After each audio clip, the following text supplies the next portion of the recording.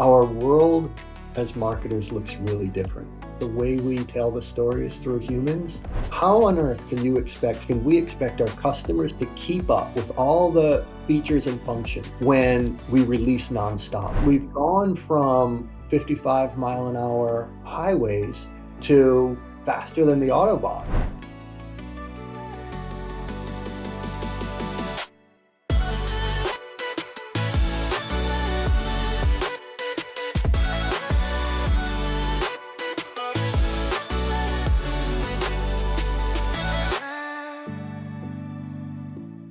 All right, I am so excited for today's conversation. We have Joe Chernov on the show. Joe is the operating partner at Battery Ventures. And prior to joining Battery, Joe served as the CMO at Pendo, and before that, the CMO at Robin and InsightSquared.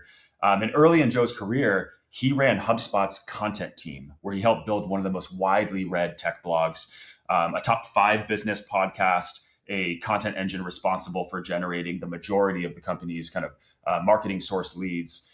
He's also held marketing leadership roles at companies like Kinvi and Eloqua, spanning across both high growth startups and companies to public businesses. And I'll just say, despite this incredible kind of resume, I've been on the record in print and on recording more than a few times in my career, calling Joe my favorite marketer and an inspiration to me personally. So I'm really excited for this conversation. Right? Exactly. So excited. Thank you, Joe. Thanks so much for being with us here. I mean, we've talked about doing something like this for a really long time, so I'm glad we finally got it done. Totally. Look, I'm obviously super familiar with Battery during my time at Gainsight, had a real privilege of being inside Battery for a while as an entrepreneur in residence. And you're there now as an operating partner. Can you, for those that may not be as familiar with what is an operating partner, can you talk just a bit about just the work that you're doing now within Battery and the types of companies that you're working with? Yeah. So it's within the VC world, it's a relatively popular title, but I don't think any two operating partners do exactly the same thing in any firms. Everybody defines it a little differently. So my role is, I'd say about 60% of the time, is advising portfolio companies that we invest in or we own on the PE side, advising them on marketing strategy. That could be advising a founder in an earlier stage company. It could be advising a CMO in a later stage company. And the advice can take on just about any form. The balance of my time, the next 40% or so, I'd say that's divided between like what we'd call pre-check work. That is talking to companies that we're contemplating investing in, giving them some counsel, helping make some evaluations of the business and the space and the team. So that's new for me and that's really fun. And then doing stuff like this, like helping market Battery. That's probably the last 20% or so of my time. That's great. Well, speaking of that, one of the recent kind of bodies of work that you were doing to both market Battery, but I imagine also serving the portfolio, is spending time really thinking about this evolution that the marketing practice is going through, or even just business is going through, from operating as SaaS companies to now as AI native kind of businesses. And I think we'll spend quite a bit of time kind of unpacking kind of what you've been learning kind of along that way. But what drew you to kind of that research specifically? Why is this a transformation? I mean, obviously we know AI is, we are in this sort of transformation, but why is this conversation something that has to happen now? The whole SaaS apocalypse thing, right? Yeah. Like budgets are moving from buying SaaS software to buying AI software. If SaaS companies want to participate in this sort of super cycle of AI, they have to be seen credibly as an AI company. So one is unlocking budget. The other is just the market's perception of AI companies versus SaaS companies. And there's a lot connected to the market's perception of AI companies versus SaaS companies. I can go in any number of directions. And it's really important that SaaS companies that have a viable AI strategy, that solve a problem that can be solved with AI, are seen that way, it unlocks a lot for the business. And not doing it closes a lot of doors for the business. Mm, right, right. And I love how you framed the article as you can't control F your way to AI leadership, or SaaS marketers can't do it, which I thought was awesome. Um, so let's start getting into it. At a high level, what do you think a lot of companies are doing wrong? Because they hear you and they're like, yeah, for sure. Like and certainly there might be a top down initiative around, hey, we need to reposition the business to be AI native. But what are some companies getting wrong, kind of in that philosophy or in that approach? Yeah, and I do not want to sit here from on high and pass judgment on the very profession that I held for the bulk of my career. It's really, really hard. Yeah. And it's really a little extra hard right now. Mm. So I don't like, let me say what they don't get right enough. It's like, Yeah. I don't know if it's wrong per se, but like the instinct is you're you're told by your CEO, you're told by your board, we need to be seen as more AI first. And go do that. And so the first thing they do is like slap sparkles and wands and AI terminology all over their website because it's 100% within their control. Yes. And it scratches the itch a bit. And it like kind of keeps the wolves at bay a bit. Your first job as a CMO is keeping your job. I've said that a lot of times in my life. Um, the mistake they make is stopping there.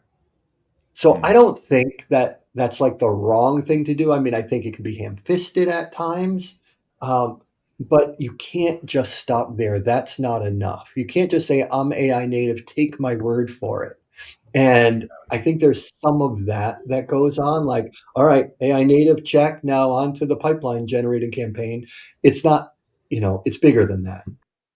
It's an OKR or whatever. It's like, hey, we have this. Like, let's become AI native as a sort of mandate that we go and express, and then check the box and move on to Yeah, if the I'm next seen as initiative. 70% AI native, then I completed my OKR successfully. Yeah, Unusual. exactly. Totally, totally. Well, obviously, as you're saying, it's much more complex than that. And I think you even termed it this idea of like AI theater, where um, we've got AI on our site, we've got the sparkles and wands. I love that visual. I actually just did this thing in Lovable, working on this sort of web app, and it gave me a sparkle and wand for like the chatbot agent. So that's Congratulations. thank you. It's very, yeah. Apparently, it's literally hard coded in the model that we have to create sparkles and wands. But you know, this instinct to sort of like portray the theater is common. It's not, and again, I think you're saying, I love how you kind of preface that things are hard right now and this isn't easy. But why do you think this is common? Why do you think this is a dangerous kind of approach for us to like fully embody and not go a few clicks deeper into this kind of transformation? Well, because you can say you completed it, but you didn't complete it, right? Like you may be able to say sparkles and wands check, right? AI native mentioned on website check. AI native mentioned in press release check. Uh, but like we did a home reno and we put in laminate floor in our basement because, if it ever floods, it's Mm. cheap and, somewhat durable. Like from a distance, it looks just like wood, and then you walk on it and you're like, this stuff isn't real. Um, Mm. I think like just slapping it all over your website from a distance, you might seem like an AI native company, Yeah. but it's just laminate. And nobody really buys at a distance right now. Um, Mm. People need to try the product. They need to interact with the company. They see you in LLMs. They see you on LinkedIn, and just that laminate flooring, it like might allow you to delude yourself, but it's not going to delude the rest of the world. Everybody walks on that Yeah. floor and they know when it's fake. Yeah. Great metaphor. No, that makes a lot of sense. And so we gotta, I think that our listeners are wondering how do we go from laminate to antique sourced, high end whatever. I don't even know what the proper. I don't even know what the best in class kind of wood floor looks like, or whatever floor is. Make it real. It doesn't really Yeah, matter. yeah, exactly. What how do you go beyond the sort of simple surface level veneer rebrand and go deeper? What are some of the things you've learned that companies are doing really well to kind of be more authentically operative in a AI sense now, versus the traditional models? I talked to you and a bunch of other CMOs, past and present, about this because, like, I don't pretend I'm a CMO anymore, and so I Mm, wanted to talk to people that are like really doing stuff. I I thought there are a few really interesting points, and a lot of them stem off of this realization that it's kind of hard to hold on to because it is like such a magnificent change. But the realization is that product development is no longer the constraint. And if you operate without the assumption that product development is a constraint, our world as marketers looks really different. mm, So you and I met at Dreamforce. I don't know if you mm. remember. We I do. met. You were, you know, uh, you're like big time Gainsight CMO, but I saw you in a bar that you were setting up for your event and you're putting up the banners and, you had Yeah, a t-shirt on that was probably slightly nicer than the one you have on now. slightly. And, um, and the thing about Dreamforce is everybody would chuckle that Mark would pre-announce products that wouldn't ship for a year. Yeah. And it felt like he was the only one in SaaS that could get away with that. And the reason why is product development cycles were long and unpredictable in SaaS. Yeah. And he just granted himself the power to pre-announce. But the rest of us didn't really have that type of courage. Um, but what happens when that development cycle effectively goes to zero? You have permission to pre-announce your roadmap. And why is that important? Well, because when product development cycles go to zero, product advantages are difficult to sustain. Mm, So you have those two forces coming together, and it becomes much safer to pre-announce items on your roadmap, and it becomes much more necessary because your product advantages are more difficult to sustain. And so companies want to know, buyers want to know that, like, they want to know where you're taking them mm, because we've gone from, 55 mile an hour highways to faster than the Autobahn because of all these changes to how products get built. And so I think that, like, of all the things I heard, that one seemed to be really transformational. mm. Um, Another is like this notion that your pricing says something about you. Like in the SaaS era, pricing was really about maximizing the land or facilitating our ability to expand or making it easier to buy. And my joke was always, it's those three things, pick two, right? Yeah. Um, AI pricing is really different. It's about value that somebody is deriving. It could be about labor replacement, but it's about some type of value acquired. And and that's a different philosophy. And so you can say you're AI native, but if you have like platform plus feature pricing, it Mm, doesn't feel AI native, right? It's one way that you can show inadvertently that the floor is laminate. It's just different. And like I would ask, if you have a hobby that you think of, like something in your personal life that you know a lot about, uh, can't you recognize if you talk to somebody about that hobby and they're like kind of projecting that they're as passionate about it as you? It's kind of easy to figure out if um, if they're sort of Yeah. a tourist in it, right? There are a bunch of signals when you are an expert on something. And I think this is one way that a company could like signal that they are AI native, but inadvertently expose that they're really not all the way there because the Yeah. pricing is inconsistent with the way true AI native companies think of pricing their value. Yeah. And I think one part of that too is this idea. I think you hit on this in the article as well of marketing outcomes, not just marketing Yeah. capabilities. And have you seen examples of that, or can you paint a picture maybe of what that might look like in practice? This idea of positioning the outcome versus sort of the platform and apps or platform and feature model that we've sort of all kind of come from. Yeah, and look, this is also part of the downstream effect of development time being reduced to effectively zero. How on earth can we expect our customers to keep up with all the features and functions when we release nonstop? And why do we release Yeah. nonstop? Because of coding agents, right? Agentic coding. So it's like it's a necessity to start to market differently and to tell your story differently and to market outcomes. And so, but the temptation is to say my AI capabilities are X, Y, and Z because check, I'm positioning myself as AI native. But you're not Right. really doing that in service of the customer. You're doing that in service of getting your CEO off your back. Yeah. And so, what does it look like in person? Like in practice? Think of it as like, oh, by the way.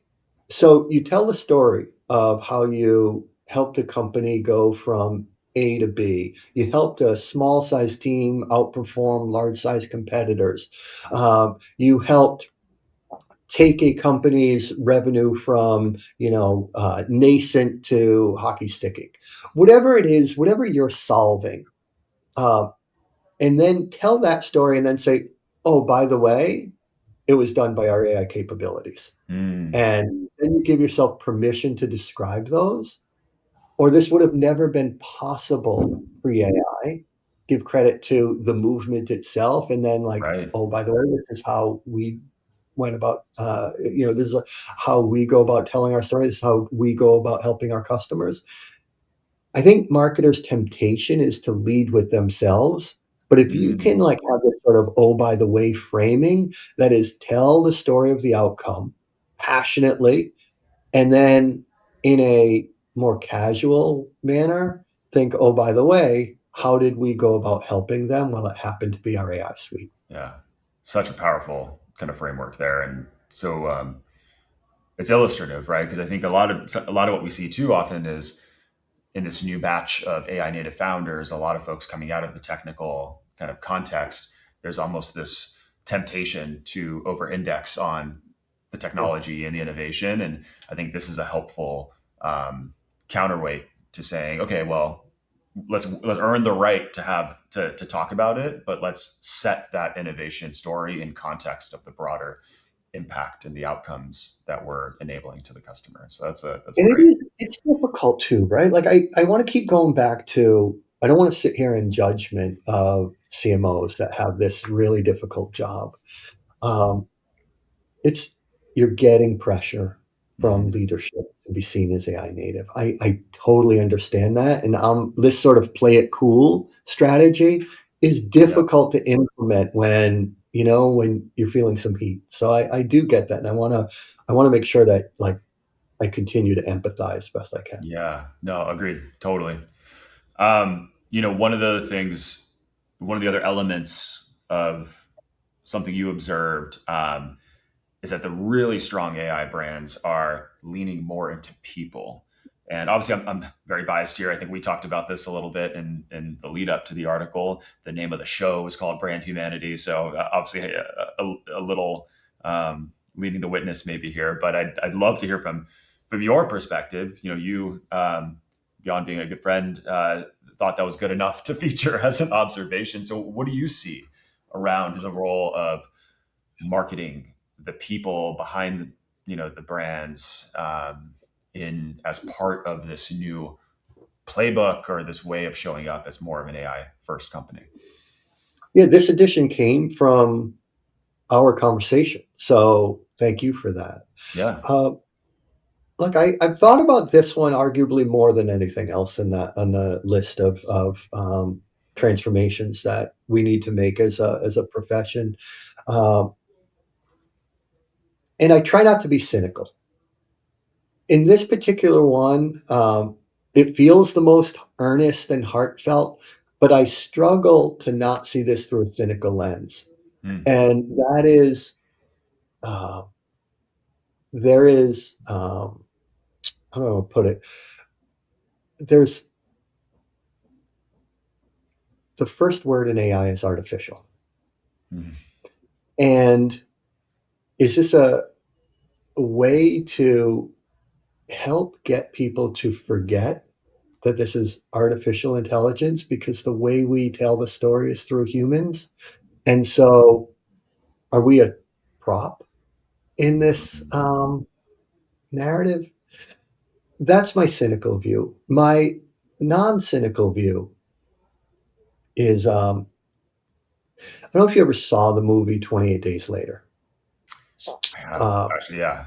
Yeah, it's been a they while, just but I have. the third installment. Well, Danny Boyle directed it.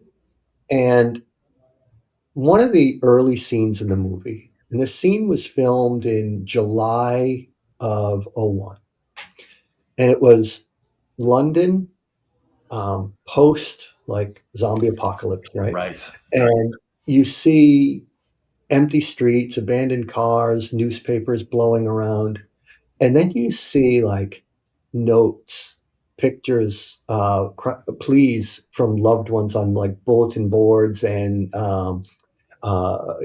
street lights throughout the city. And he got a lot of pressure to cut that scene because Mm. shortly after it was filmed, there was 9/11. Right. That's And how did how did New Yorkers look for loved ones? Well, they looked for loved ones in much the same way as that movie.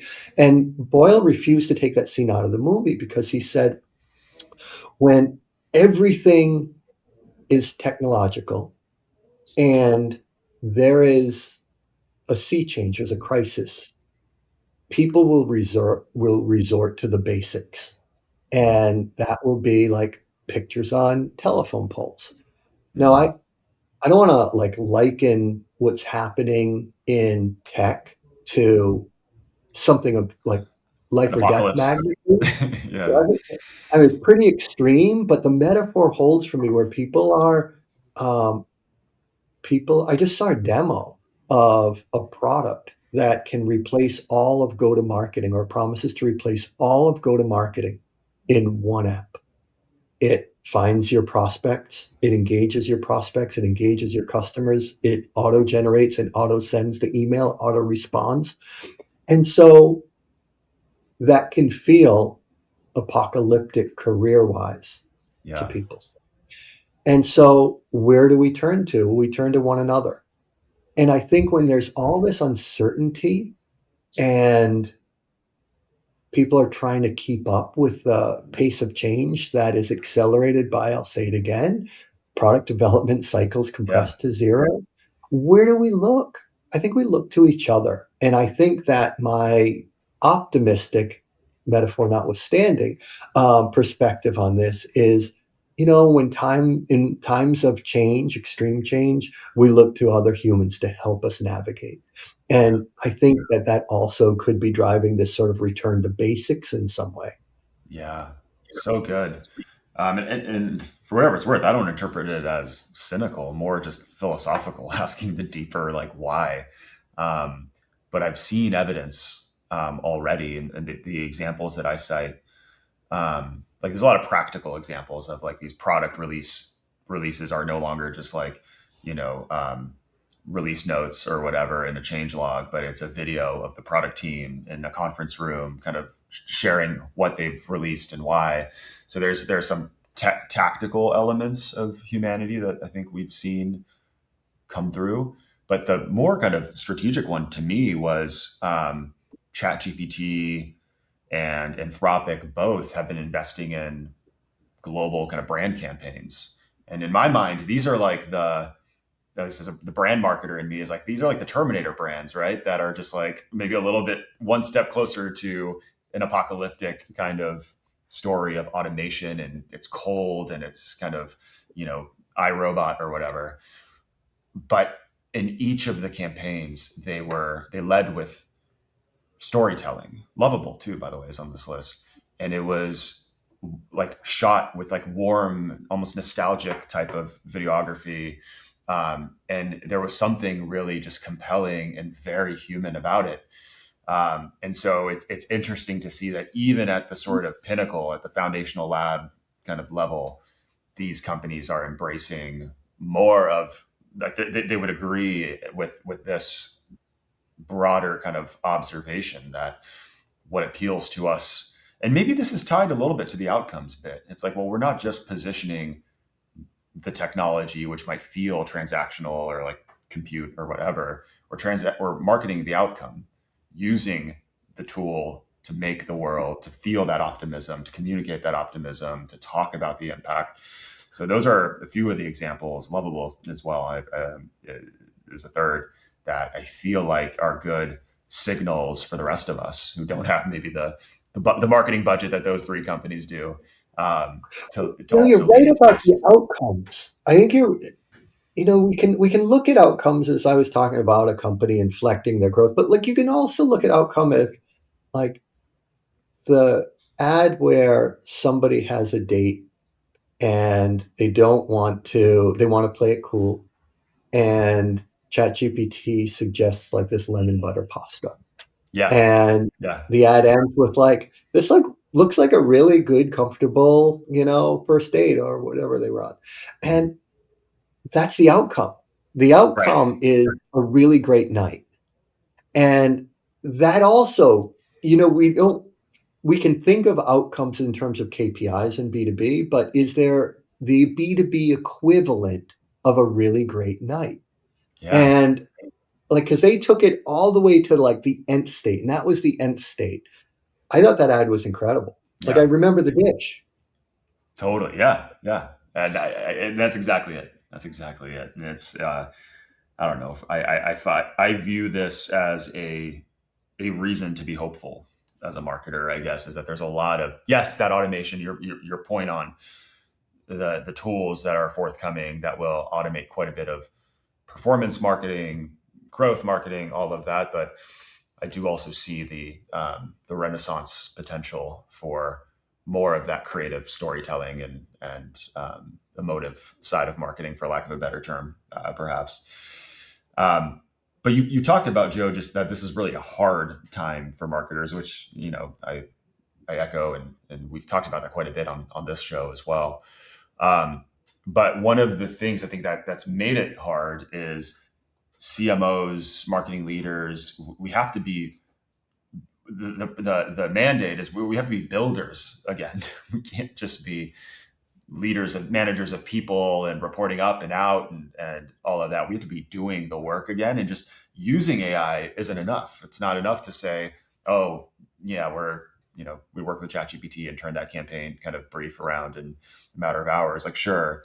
Um, but being a builder again, I feel like has a bigger implication on what that looks like in practice for the modern marketing team. Now, you spend a lot of time with marketing teams in and out of the portfolio.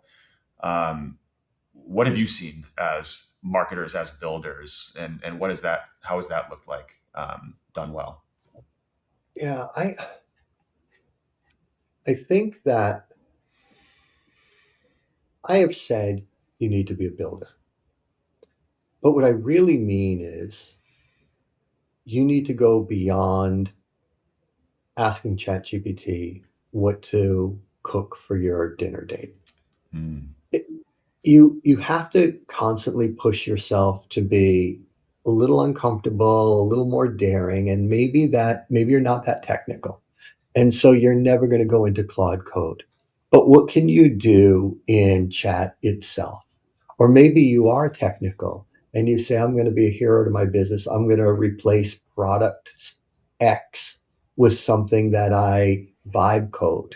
Mhm. and I'm going to show that I can actually build software. You have to figure out like what your limits are and brush up against them. And so I think that sometimes even, I'm guilty of this. I can, stand on high and say everybody needs to be a builder, but, Yeah. take the spirit of that, not the letter. Like I'm not technical. And most of my career has been writing words, right? And, I thought one area we could help our portfolio companies is suddenly you have a new flavor of competition you never had before. The IT department Hmm. at your own customers, right?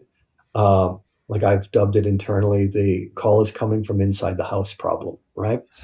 Um, and and so my reflex was always to like, well, I should write a blog post on it.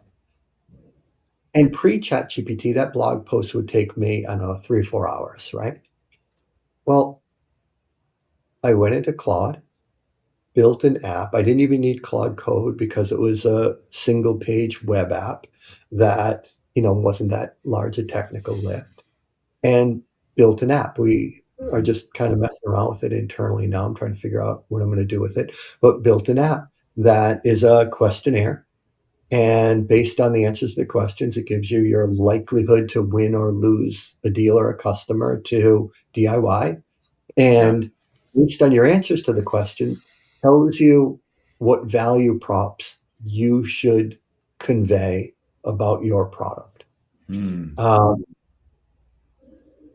I am truly somebody that's never written a line of code. I think a lot of people that say that like have written a line of code. I truly haven't. This was done with a spreadsheet and prompts. Yeah. And it took me about the same amount of time as it would have taken me to write a blog post pre-ChatGPT.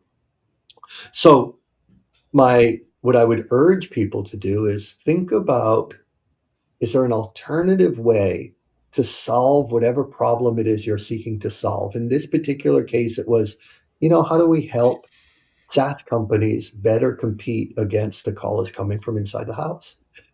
And an app was a better way to do that than a blog post. Um, and so start by like kind of clearing your mind of the constructs you used in the past. And is there another way at that now? Um, now that you can launch product, even if you truly can't write a line of code. Yeah. Yeah. Yeah. That's so good. And I'm with you. I think I knew a little bit of HTML like 20 years ago. I'm definitely not technical at all.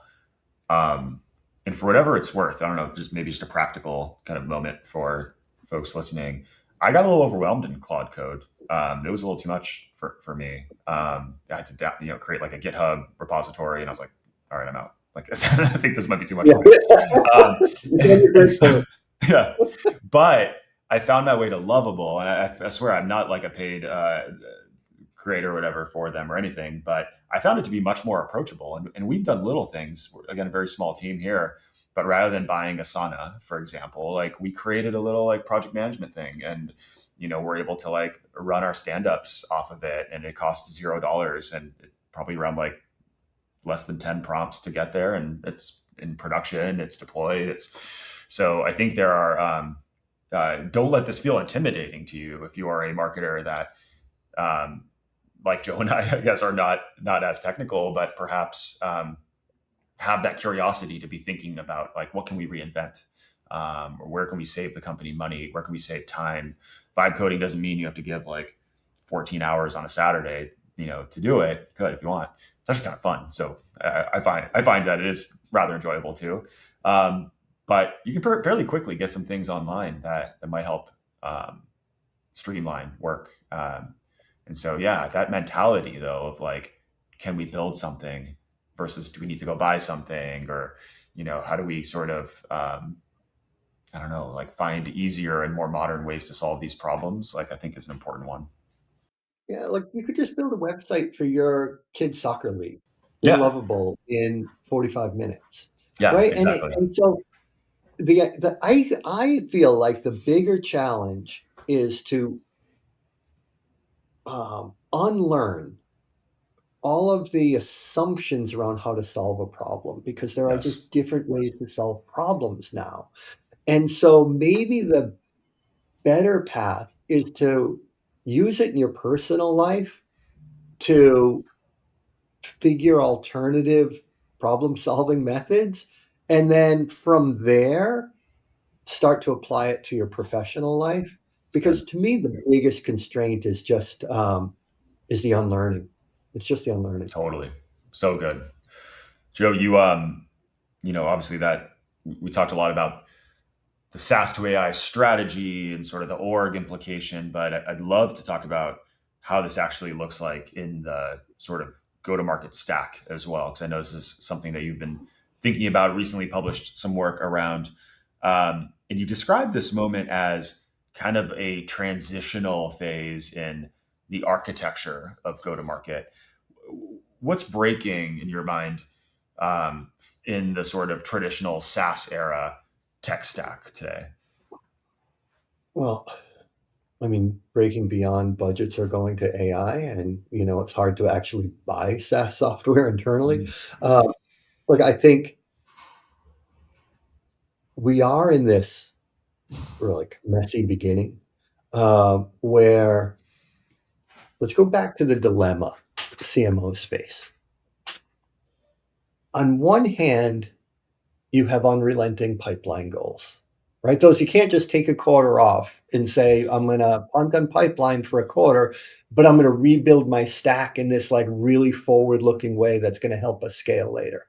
yeah, You just can't sit it out. And so, but meanwhile, you're getting pressure. That one of the great lines, and I wish I could say who said it, but I talked to a very prominent CMO and asked them like how their KPIs are changing in this era, and their response was, "My only KPI is how many AI tools am I testing at any given point." So let's take that as funny snark, but directionally accurate. That the yeah, question that this person gets asked a lot is, "How are you modernizing our stack?" So you can't sit out a quarter to like actually go back to first principles and rebuild. But you're getting pressure to test AI tools. yeah, And so what happens is you actually just add to your stack. And I think that's what we're seeing in these early innings is this like electrifying the car one wheel at a time. You have this SaaS stack that you are like supplementing with AI native tools. And so it's kind of kludgy, it's big, it's actually a bigger mess than it was before AI. mm, Um, so that's where we are now. Um, and I think what's going to break is just, you can't electrify a car one wheel at a time and mm, call it an electric car. And I think we're careening to the point that we've got we have to figure out a way to take a step back and build from first principles. yes, And um, and that stack may look very different than the one we just published. The one we just published is like a very conventional architecture, but the tools within that conventional architecture are AI native. We might mm, go a whole different direction. It doesn't look anything like the marketing automation era stack with AI tools plugged in. yeah.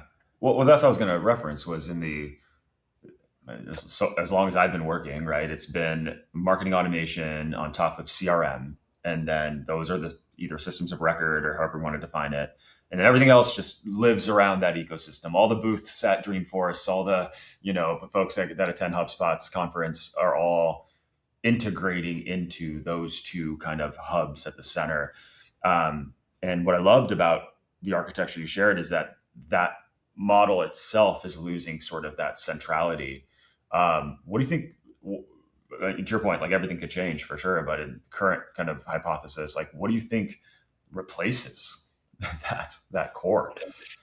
Um, I think there's three possible architectures in the future. And probably more than three, but it's three I can wrap my head around. Mm, One is like similar to what we just published. It's like kind of like heavily dependent on third party tools because there's domain expertise and security and compliance and um, there are people that are dedicated to that tool. It's not vibe coded.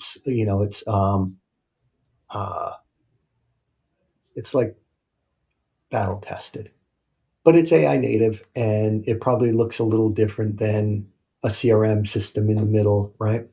Um, but it's somewhat familiar. Mm-hmm. And now that could go to an extreme, like this company I just saw, which I was blown away by. Like I presented it earlier as kind of scary, and it is, but it's also like I was gobsmacked. The company's called Rocks. It's not a Mm. battery portfolio company, but it promises to do end-to-end autopilot go-to-market, which is just like, you know, it's gobsmacked when I saw this demo. Yeah. So there's a third-party tool, whether similar architecture to what we're used to, uh, or third-party tool that maybe there's one tool to rule them all, but it comes from outside the organization.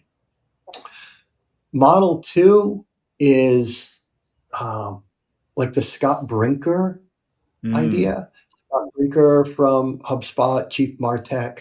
Yes. He just published this report with Databricks that I thought was just remarkable. Uh, Databricks, a battery portfolio company.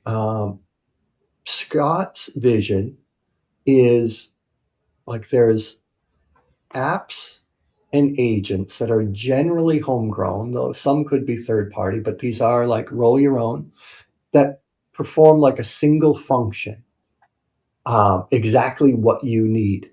And those sit on top of a couple of data layers. There's like the foundational data layer, which is, like Databricks or Snowflake.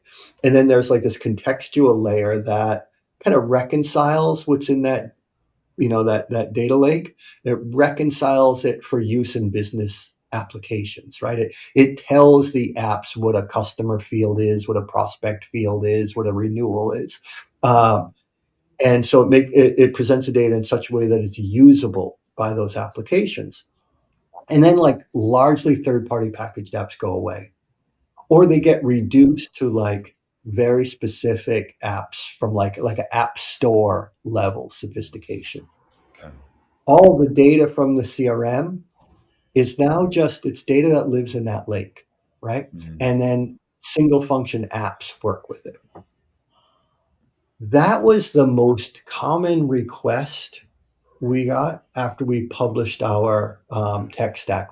Most folks that push Interesting. back on it were like, hey, tell me more about this sort of contextual data layer with apps and agents sitting on top of it. So that's certainly a viable path. And the third is like Claude Code, Claude Dispatch, Right. and Claude Chat, or the equivalent. I'm just picking Claude, doesn't have to be Anthropic products. Right. That is, you engineer your own go to market. I don't want to Bespoke call it a stack, app building. right? But you just engineer your own go to market infrastructure.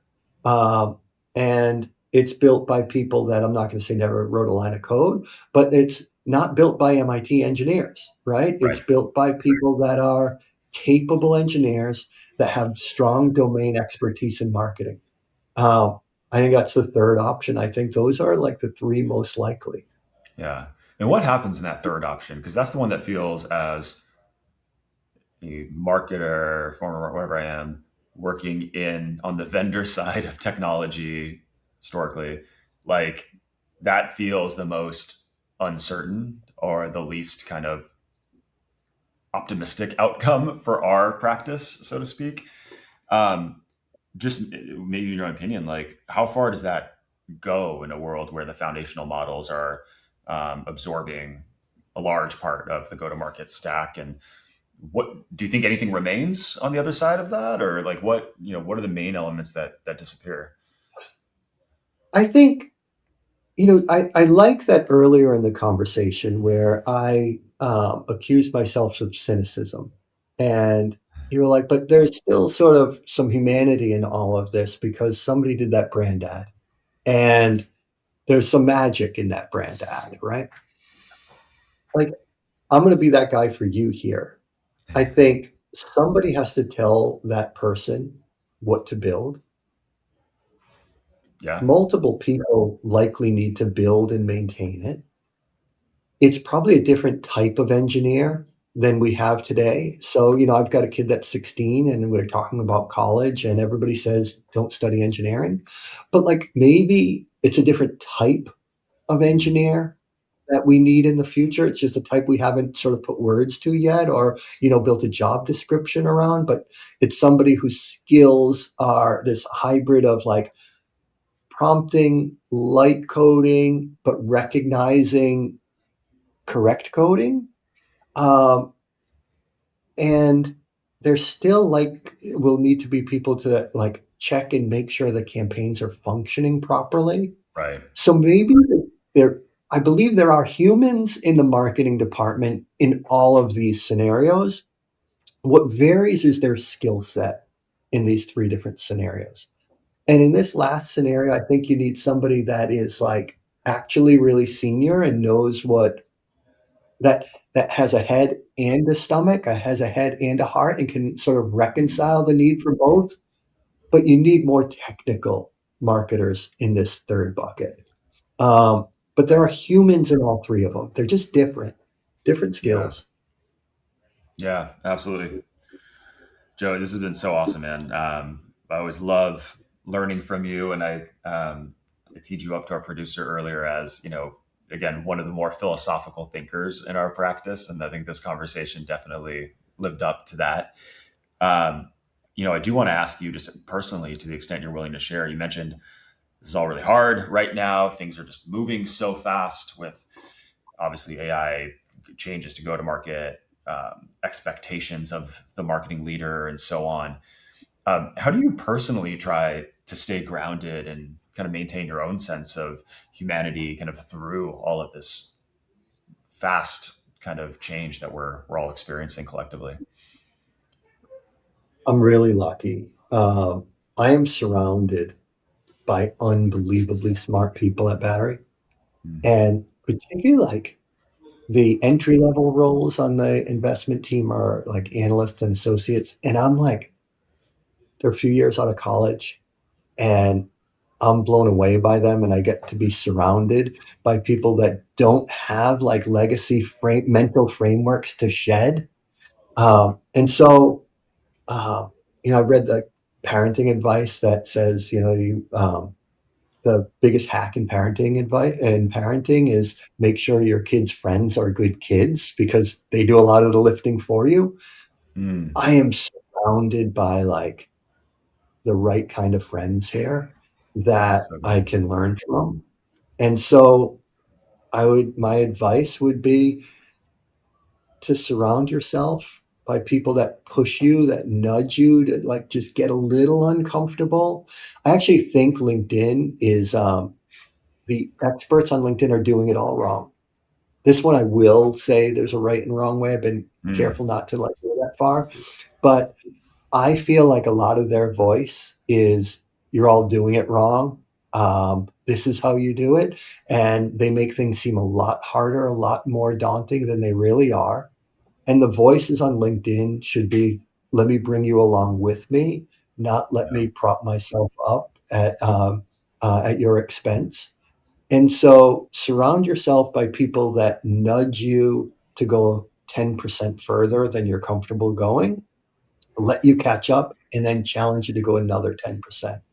To that's great. me, like those are the people that you should be surrounding yourself with. And that's kind of the people that I lucked into working here.